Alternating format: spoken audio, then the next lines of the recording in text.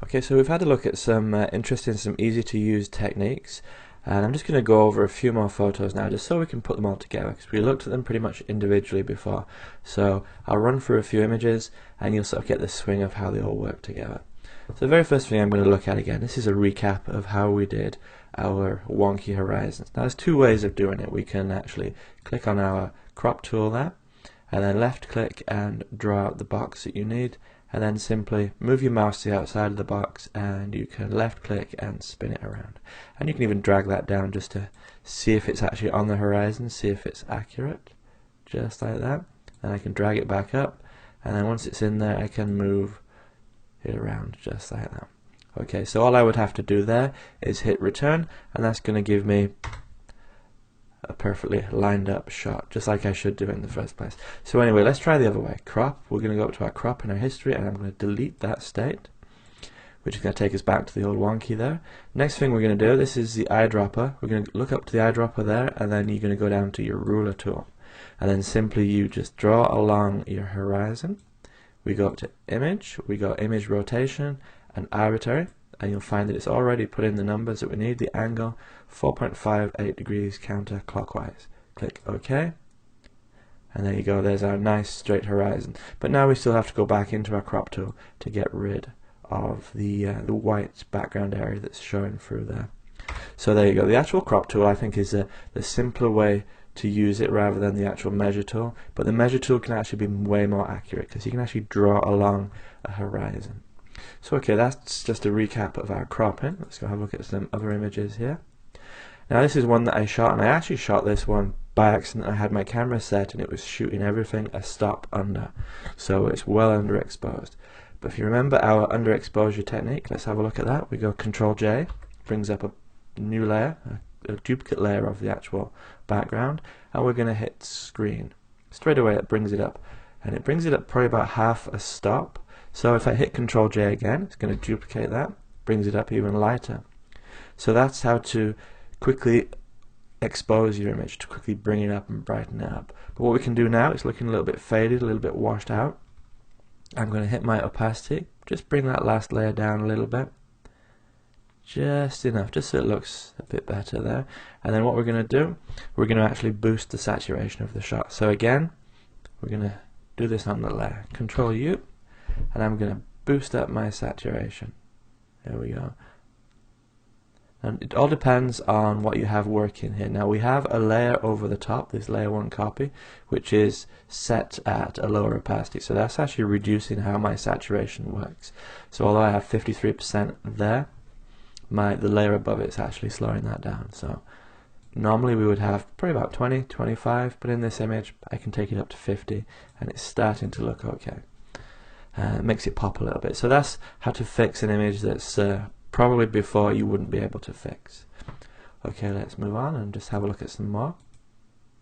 Now this one's already pretty good. I'm going to hit Control L. It's going to bring up my levels, and as you can see here, we can't move the mountains, so there's nothing really we can do with the actual exposure there. You can see we have our dark is just gone off, the black pixels have just gone off, and there's probably some dark areas where we do lose tone, and the same with the sky here, we're actually losing a little bit.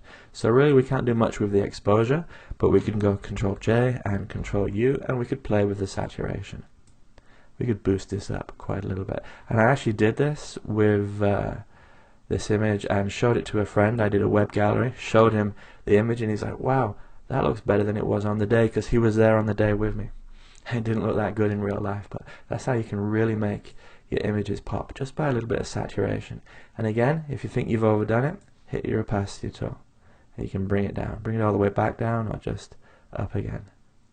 And you want to see exactly what you've done, you can actually take the layer off and on, just so you can see the difference, the before and after difference there. Okay, this is another shot. This is a cool sort of artsy shot I was going for. I shot directly into the sun, so as a result I've got a washed out, faded out image. So let's have a look. Let's go Control L. Just have to look at our levels, and as you can see there, we could actually bring in this mountain here. We can do that, we can move the mountains. What I meant to do is hit Control J first, Control L, so I'm working on a background layer, and There we go. We can, as you see, as you bring in this in, I had a 24mm lens, so it's actually darkening the corners just on this, which is actually quite a cool effect there. But I'm just going to back that down just a little bit and click OK. So that's boosted the contrast nicely for me there. And again, if I don't like the effect, if it's too strong, I can just reduce the opacity just until I get it just right. And then once I'm finished, I can hit Ctrl U, see if it needs a color boost. There we go, brightens that up nicely. You know, and again, sometimes it makes these shots a little bit unrealistic, but if you want an image that pops off the paper, sometimes this is what you have to do, because in real life, you're looking at an image and it's bright sunshine and it's a beautiful day and everything looks great. But when you're looking at a print, it's actually on a piece of paper and it's using reflected light, so you're not getting that same pop.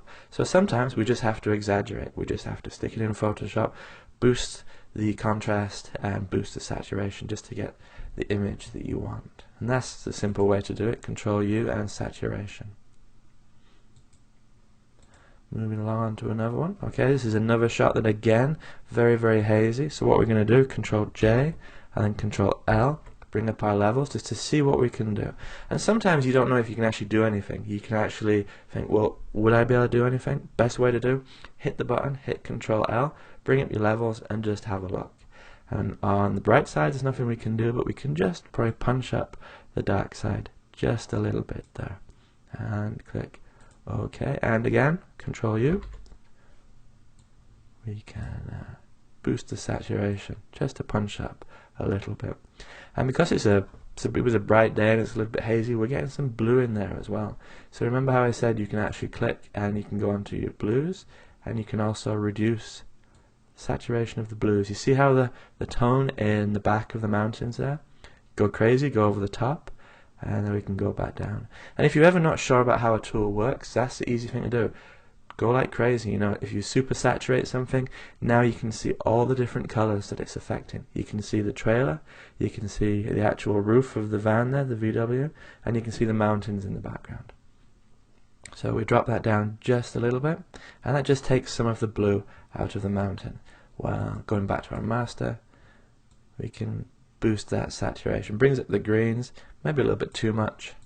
But as I said again, you can actually play with this, have some prints done, and then actually see what it looks like in real life. And that's the secret to how you do this. You play on your screen, you have fun with it, print off some prints, and just see the effect that you're actually creating there. Okay, so this is another one. This is a restaurant, but again, it's very low contrast, very drab colors. So we're going to have a play with this and see what we can do. So again, Ctrl J.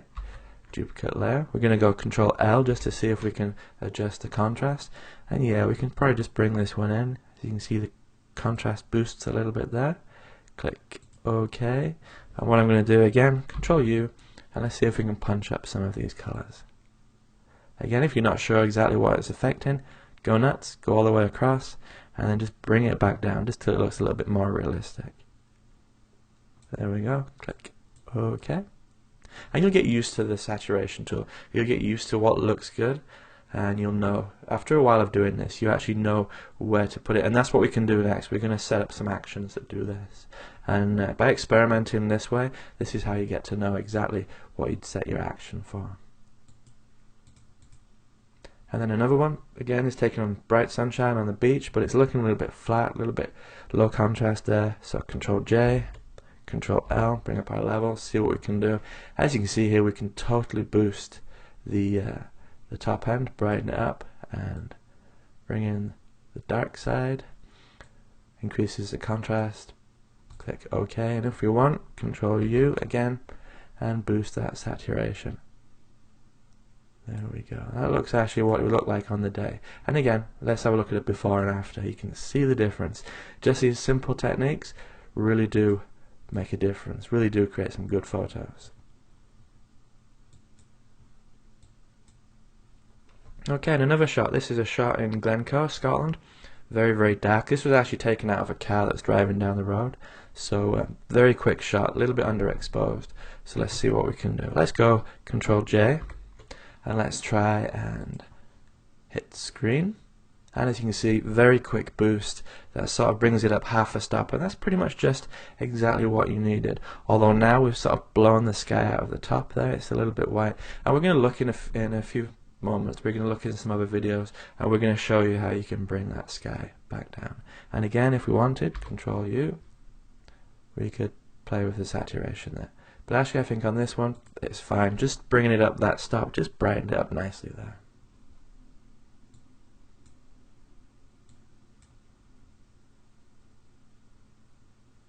Okay, and for this one we're just going to Control J and Control L. You must be getting the hang of this now. Control J brings up your duplicate layer, Control L brings up your levels, and we can see we can just drop in the contrast there, Control OK, and then Control U. Nice, beautiful fall colors here, and you can boost them just a little bit.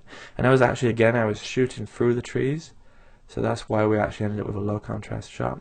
Maybe I've done that a little bit too much. If you think that's the case, then again we can just reduce the opacity of that duplicate layer. As we said before, if we've gone crazy and it's too much and you've made a mess, you want to start again, you could actually just delete this new layer. And if we turn it on and off, you can see the improvement of the shot there.